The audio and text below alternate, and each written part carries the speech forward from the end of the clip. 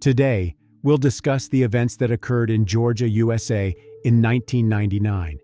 Danielle Jennings went home for lunch in the middle of a tough workday. In the evening, her fiancé, Luis Payano, returned home from work and saw Danielle lying on the bed, but she wasn't sleeping.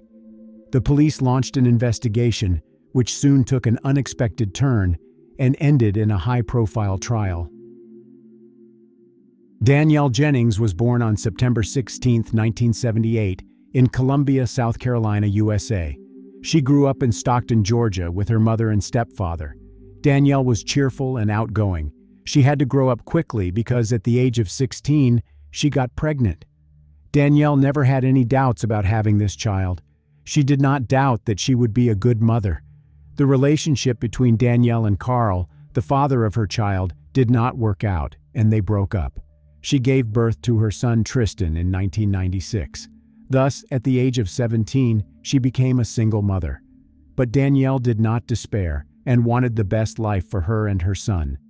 Soon, she met another man named Luis, who became the father Tristan never had.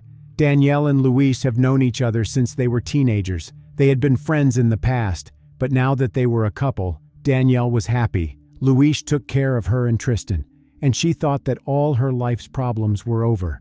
They moved in together, and Danielle got an office job at a landscaping company. She was proud of herself and glad that she was able to get this job. In December 1998, Luis proposed to Danielle, and she gladly agreed to marry him. Danielle's life was gaining momentum. She had a wonderful son who meant the world to her. She was about to marry the man she loved, and she had career prospects. But unfortunately, all her plans were ruined.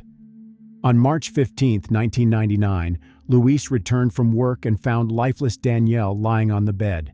Tristan was at the daycare center that day. By the color of Danielle's skin, Luis immediately realized that she was dead. He called 911. Police arrived at the Ashley Lakes Apartments in Norcross, Georgia, where the couple lived. The only information the officers initially had was that there was a dead woman in the apartment and that it was her fiancé who called 911. It, of course, aroused the suspicions of the investigators, because often it is the partner who is responsible for the death of their loved one. Luis was waiting for the police at the entrance to the apartment, and he informed them that the victim of the crime was 20-year-old Danielle Jennings. According to him, when he returned from work, he found Danielle lying face down on the bed. When he turned her over, he realized that she was dead and immediately called 911. The police took Luis to the station for questioning while investigators carefully examined the crime scene. Danielle was lying on her back on the bed, fully dressed. She had a ligature around her neck. The ligature appeared to be some stocking tied around her neck very, very tight. Whoever did this left her no chance of survival. The stocking was tied at the back, which indicated that the perpetrator was behind Danielle when strangling her. The bed was messed up, and one of the dresser drawers was open. Perhaps the perpetrator took the stocking out of her drawer. Someone had dumped the contents of her purse and rummaged through it. The police did not rule out that it was a robbery that went wrong. There were items such as cameras and jewelry, but they remained untouched. Perhaps the criminal wanted to steal something from the apartment, but ran into Danielle and decided to eliminate her because she was a witness. The investigators also did not rule out that they were dealing with a staged crime scene because the front door had no signs of forced entry on it. They went around the building, but they didn't find any evidence. The sliding glass door that led to the backyard was locked. It also had no signs of forced entry. Having examined everything, the investigators concluded that Danielle had let the criminal in herself or that the criminal had the keys to the apartment. Given this, her fiancé, Luis, became the main suspect. When the investigators started questioning him, Luis was very emotional. Romantic relationships can bring anger to such a level that sometimes it leads to sad consequences. They began the interrogation by asking Luis about his whereabouts on the day of his fiancé's death. According to Luis, he spent the whole day at work. The last time he saw Danielle was when he left for work in the morning. They both left the apartment at 6:45 a.m., but Danielle returned to get something. Luis claimed that Danielle was worried about the work meeting. She had an important meeting with the management that day, and she was nervous about it. And it seemed to Luis that she was a little distracted. According to Luis, Danielle called him at about 11:30 a.m. and asked if he wanted to go to lunch with her. He refused because he had a lot of work to do and couldn't leave his job. Luis tried to contact Danielle later that day, but she wasn't answering. He called her colleagues and learned from them that Danielle had gone out for lunch, but never returned. According to Luis, Danielle didn't answer their home phone either. Thus, he left work to check on her. When he arrived at the Ashley Lakes apartments where they lived, he saw something that made him nervous. The front door was unlocked and ajar. Investigators questioned Luis about his relationship with Danielle. They wanted to know if they often quarreled or had any family problems. He said they had a good relationship and were very much in love with each other. He was very depressed and said that the police were wasting their time interrogating him. Luis said they should be looking for the real culprit, who still walked the streets freely. Detectives interviewed Danielle's friends and family, and they were all sure that Luis could not harm her. They were planning a wedding and loved each other. Luis's co-workers said that he had been at work all day. Thus, his alibi was confirmed, and he was excluded from the list of suspects. During the interrogation, Luis said that Danielle's co-worker, Jeff, showed excessive attention to her, and she was not happy about it. The investigators immediately went to Danielle's workplace and talked to her boss. The latter confirmed to investigators that Danielle complained about another employee, Jeff, who allowed himself too much, including touching. He was a middle-aged man who was a manager at this company. Danielle complained to her boss that Jeff was constantly hanging around her, interfering with her work, and inappropriately behaving. There was a significant age difference between Danielle and Jeff.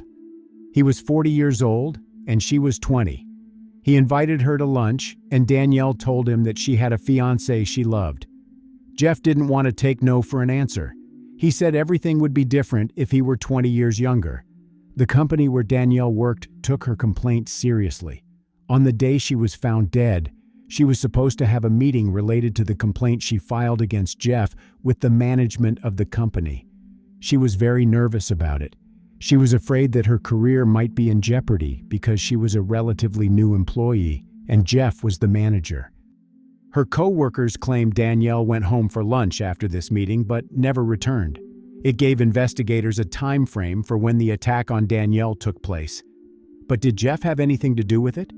Investigators' suspicions about him intensified when they learned that Jeff was absent from the office during the same time when the crime occurred. Moreover, Jeff returned to the office only in the evening. Was it just a coincidence?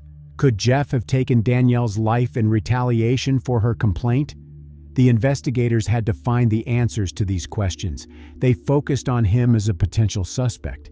They were considering the possibility that Jeff followed Danielle home and attacked her when she opened the front door. Perhaps that's why there were no signs of forced entry on the door. Jeff was called in for questioning and asked to describe his relationship with Danielle. He admitted that he invited her to lunch but denied his involvement in her death. Jeff didn't deny liking her. However, he claimed he had not behaved inappropriately towards Danielle and was surprised when she filed a complaint against him. The investigators asked him if Danielle's complaint was a reason for wanting to harm her. His first reaction to this question was anger.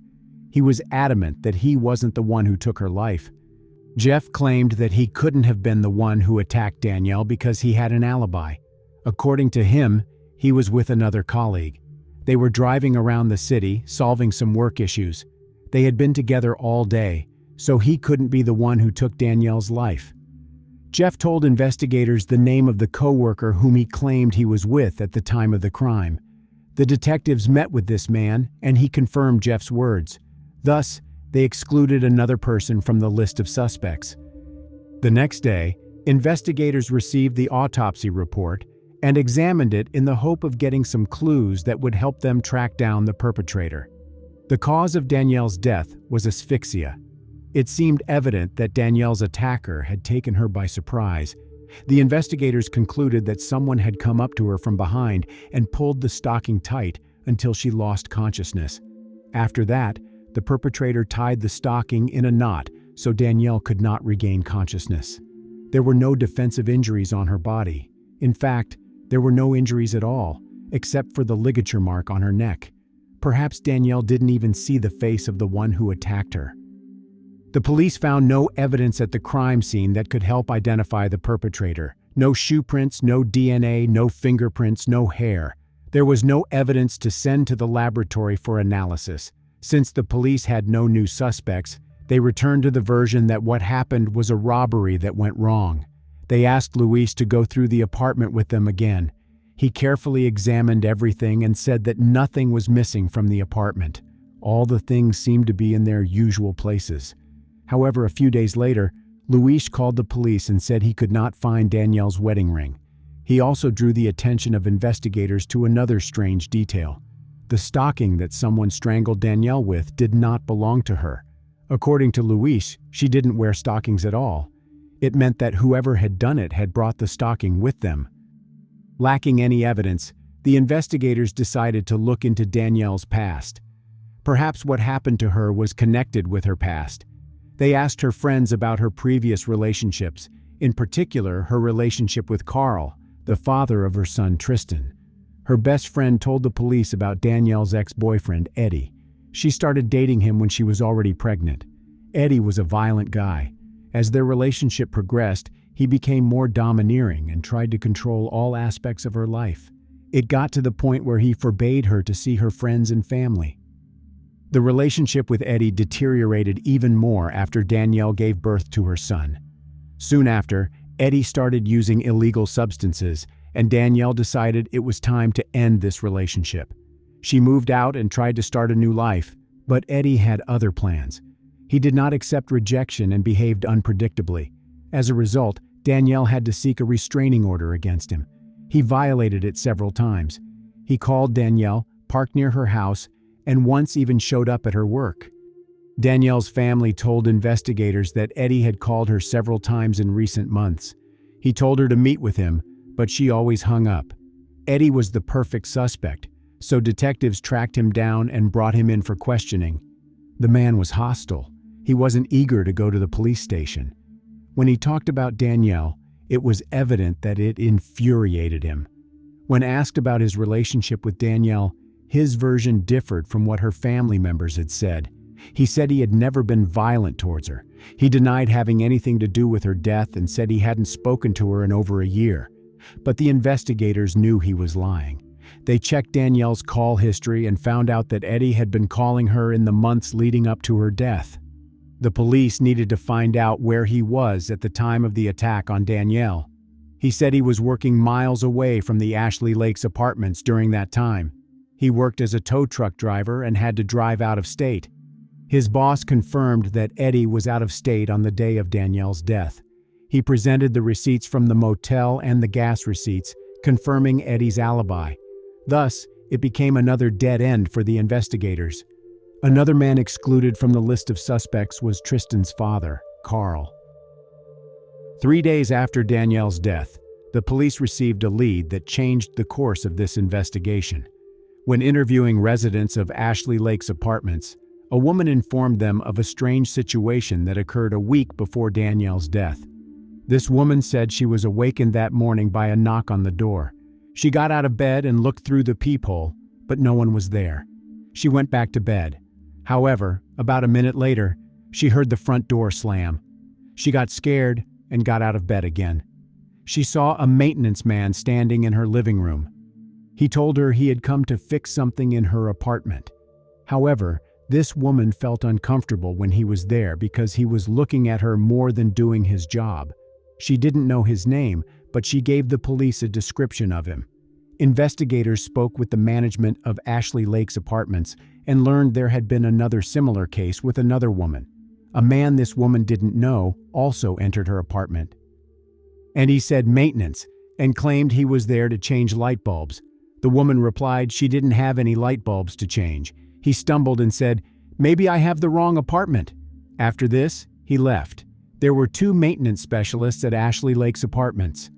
However, only one matched the description given by both women. That person was 42-year-old Calvin Oliver. The investigators showed his photo to the women, and they both identified him. Oliver started working at the complex only in September 1998. Before Danielle died, 10 residents had reported missing cash, checks, jewelry, and computers from their apartments. At the same time, and this is very important, there were no signs of forced entry on the front doors. One of the residents even suggested that the culprit was someone from the staff. Could Calvin Oliver have been the one who robbed all those apartments? As it turned out, he had an apartment in the same residential complex. All this allowed him to walk around the complex and not arouse any questions. What was even more suspicious was that Oliver had a master key that gave him the ability to enter any of the apartments. Investigators wanted to find out if there was any connection between Calvin Oliver and Danielle Jennings. As it turned out, a couple of weeks before Danielle's death, Oliver was doing work in her apartment. Therefore, he was the person who needed to be paid close attention to. Oliver might have known that Danielle and her fiancé, Luis, would be at work during the day. He had a master key and could enter their apartment without arousing suspicion. Perhaps Danielle came home for lunch when Oliver was already inside. Investigators called Calvin Oliver in for questioning. At first, they asked him about the thefts, which some residents of Ashley Lake's apartments complained about. He denied having anything to do with it. When asked about Danielle Jennings, he said he had heard about what happened to her but didn't know her. The only thing he confessed to was that he was doing work in her apartment. The police had nothing concrete to link Oliver to the crime. Before the investigators were going to release him from the police station, they decided to check him against the database. What they found there shocked them. That's when they discovered that he had an outstanding warrant in another jurisdiction for failure to appear on a burglary charge related to the theft of personal checks. It also turned out that Oliver had an adult criminal record dating back to 1974, according to Georgia Department of Correction records, when he turned 18. He'd already been convicted of at least 3 residential burglaries: armed robbery, robbery by force, larceny, and forcing a woman into intimate contact with him at knife point. He spent most of his life in prison. I'll tell you how he managed to get a job at Ashley Lake's apartments with such a criminal history at the end of this video. If Oliver was in Danielle's apartment when she came in, he had a reason to hurt her because he didn't want to go back to prison. Since there was an active warrant for his arrest, the police detained him. And now they had enough time to find out if he was involved in her death. Investigating the thefts at Ashley Lake's apartments, the police obtained a search warrant for his apartment. There, they found the stolen belongings of other residents and, more importantly, Danielle's wedding ring. It linked Oliver to her death. 9 days after Danielle Jennings' death, Calvin Oliver was charged with first-degree felony and burglary. The investigators told him that the wedding ring linked him to the case. He replied that he had stolen the ring about 3 weeks before her death, but that was a lie. Danielle was found dead on Monday, March 15, 1999. Some witnesses reported that on Sunday, March 14th, the ring was still on Danielle's finger. After being caught lying, Oliver refused to answer questions. At the trial, the prosecutor claimed that Oliver took Danielle's life when she unexpectedly returned from work and caught him stealing. On October 13, 2000, after a 5-day trial, the jury found Oliver guilty on all counts. The court sentenced him to life in prison for taking Danielle Jennings' life and to 20 years in prison for stealing her wedding ring. Sherry and Philip Jennings, Danielle's mother and stepfather, eventually gained custody of Tristan, Danielle's son. It turned out that the management of Ashley Lake's apartments knew that Oliver had previously had problems with the law, but they never checked his criminal past. Let me remind you that he spent most of his life in prison. They also failed to warn other residents when a series of thefts occurred. When all this became known, Danielle's family sued Ashley Lake's apartments. The Jenningses brought claims for negligent hiring and retention, failure to provide adequate security, and failure to warn, negligence, nuisance, and wrongful death. Claiming that the conduct of the defendants evidenced a willful and wanton disregard for the safety of others, they sought punitive damages. Following trial, the jury returned a verdict in excess of $13 million for wrongful death and for pain and suffering. According to court records, the jury also awarded punitive damages of $2.5 million, an amount later reduced to $250,000 based on the jury's finding that there was no specific intent to harm. According to plaintiff attorneys, the complex's key policy was also flawed. Employees had access to residence keys, and the lockbox that contained the keys to the complex's 240 apartments was often left unsecured. Oliver is currently serving a life sentence in prison. Share your opinion in the comments, and thank you for watching this video to the end.